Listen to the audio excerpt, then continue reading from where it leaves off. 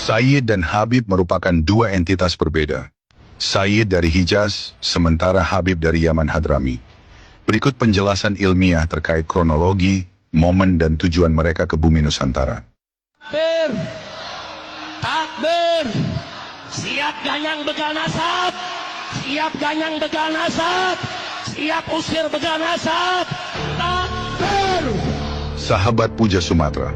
Kiai Haji Agus Sunyoto, sejarawan NU dan penulis Atlas Wali Songo, menyebut Islam masuk ke Nusantara sejak abad 7 Masehi di era Kerajaan Kalingga. Namun sifatnya masih individual atau lewat para pedagang, belum bersifat komunal atau masif dan sistematis.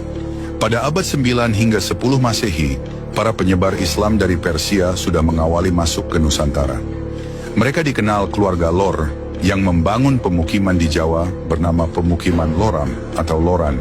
Di antara tokohnya bernama Fatimah binti Maimun hingga Syekh Subakir.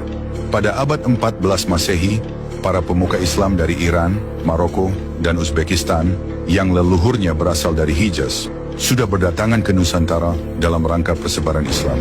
Mereka adalah keluarga Sayyidina Hasan dan Sayyidina Husain yang menyebar ke berbagai wilayah. Mereka adalah Sayyid Al-Kazimi Al-Husaini dan Al-Jilani Al-Hasani yang datang ke Nusantara. Para Sayyid Hijaz ini datang ke Nusantara membawa sikap ramah berbasis kearifan lokal. Di antara tokoh-tokohnya bernama Sayyid Maulana Malik Ibrahim, Sayyid Datuk Kahfi, Sayyid Jumadil Kubro, hingga Sayyid Hasanuddin Quro. Mereka menanggalkan budaya asal untuk berasimilasi dan berakulturasi dengan warga Nusantara. Mereka masuk ke lingkungan keluarga para raja dengan misi memperbesar persebaran Islam. Misi mereka secara lebih masif kelak dilanjutkan Majelis Wali Songo pada abad 15 Masehi. Dari proses asimilasi itu, kelak lahir rumpun Sadah Al-Jawi, keturunan Sayyid Hijaz di Nusantara. Sejak abad 15 Masehi ini, Islam sudah sangat besar di Nusantara. Banyak Sadah Al-Jawi yang jadi pemuka Islam, khususnya dari lingkungan kerajaan atau kesultanan. Para Sadah Al-Jawi ini menjadikan ajaran Islam memiliki wajah yang khas Nusantara.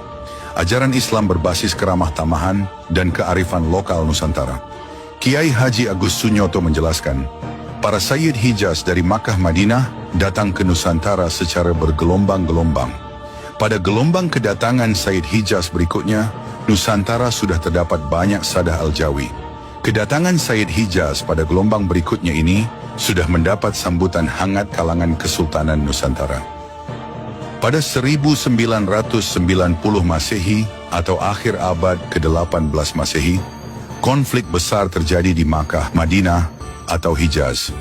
Konflik ini disebabkan gerakan pemurnian kaum Wahabi di Makkah. Para Sayyid banyak yang dieksekusi dan diburu kaum Wahabi. Walhasil para Sayyid dari Hijaz ini mencari suaka hidup di Nusantara. Para Sayyid dari Hijaz ini ditampung dan dicarikan tempat oleh pemimpin kala itu, yaitu Sultan Hamengkubuwana II. Oleh Hamengkubuwana II, mereka diberi tempat untuk hidup di sekitar Jogja. Tempat ini kelak dikenal dengan istilah wilayah Sayyidan. Para Sayyid dari Hijaz itu hidup di kampung Sayyidan ini. Sultan Hamengkubuwana II adalah kakek dari Pangeran Diponegoro. Kelak ketika Pangeran Diponegoro mengangkat senjata pada tahun 1825 sampai 1830 Masehi, para Sayyid dari Hijaz yang berada di kampung Sayyidan ini ikut mendukung perang yang dikomandoi Pangeran Diponegoro tersebut. Saat Pangeran Diponegoro kalah perang dan ditangkap Belanda pada 1830 Masehi, para Sayyid dari Hijaz beserta para pengikut Diponegoro lainnya tak mau menyerah. Mereka melarikan diri dan menyebar ke berbagai daerah. Mereka tetap menyimpan bara perlawanan pada para penjajah, sekaligus mendakwahkan Islam di daerah persembunyian. Karena kuatnya pengaruh Sayyid pada zaman itu, sehingga seluruh keluarga Sayyid terus diburu dan dibunuh, sehingga saat itu banyak para Sayyid yang menghilangkan gelar Sayyid. Mereka sembunyi dan banyak yang menyebar ke seluruh Nusantara, seperti Sumatera dan lainnya. Perlawanan rakyat dan para pejuang terus terjadi, dan diakui oleh sejarah bahwa titik perlawanan terhebat rakyat ada di Jawa Timur, Palembang, Aceh, dan Kalimantan. Sehingga Belanda merasa beberapa titik ini harus dijinakan. Sahabat Puja Sumatera, Kiai Haji Agus Sunyoto menjelaskan, pada tahun 1832 Masehi, 2 tahun setelah Perang Diponegoro padam, penjajah Belanda mendatangkan orang Arab dari Yaman ke Nusantara. Inilah pertama kali Arab Yaman berada di Nusantara. Orang Arab Yaman datang ke Nusantara saat Islam sudah besar. Belanda mengincar orang Yaman karena negara mereka mengalami konflik perang saudara dan didorong faktor kemiskinan. Dan Belanda meyakini orang Yaman mampu menandingi para Said yang telah lama berada di Nusantara. Negeri Hadramaut pada akhir abad ke-19 itu mengalami perang saudara antara Al-Kuwaiti dan Al-Khatiri. Mereka memperebutkan kekuasaan di Hadramaut. Bahkan kekayaan Hadramaut tahun 1930 hanya dapat memenuhi kebutuhan seperempat penduduknya. Padahal penting dicatat, pada tahun itu 20-30% penduduk Hadramaut tinggal di berbagai negara lautan India.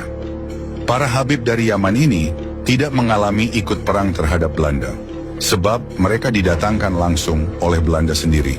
Di Nusantara, Habib dari Yaman diangkat Belanda menjadi kapitan Arab, mufti, dan sejumlah jabatan administratif penting lainnya. Komunitas ini disiasati oleh pemerintah kolonial dengan membuat basis kependudukan di kawasan-kawasan tertentu atau kawasan terkuat perlawan rakyat pribumi terhadap Belanda yang disebut Kampung Arab.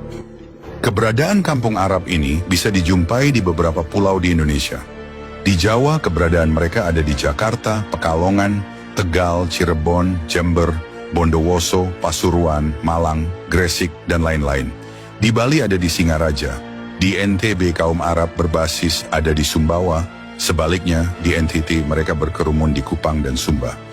Di Sumatera mereka berkoloni di Palembang, Deli Serdang, Jambi, dan Aceh. Di Kalimantan, Kampung Arab dijumpai di Banjarmasin dan Pontianak. Di Madura, mereka ada di Bangkalan dan Sumeneb. Di Sulawesi, mereka ada di Palu, Makassar, Gorontalo, Donggala, dan Manado. Di kawasan Maluku, keberadaan komunitas Arab ada di Ambon, Ternate, dan Banda Neira. Beberapa Sada Alawiyin generasi awal oleh kolonial dimasukkan atau ditempatkan untuk melanjutkan kerajaan atau kesultanan, seperti Kesultanan Pontianak, Siak Sri Indrapura, Sambas, Pelalawan, Riau Lingga, dan sebagainya.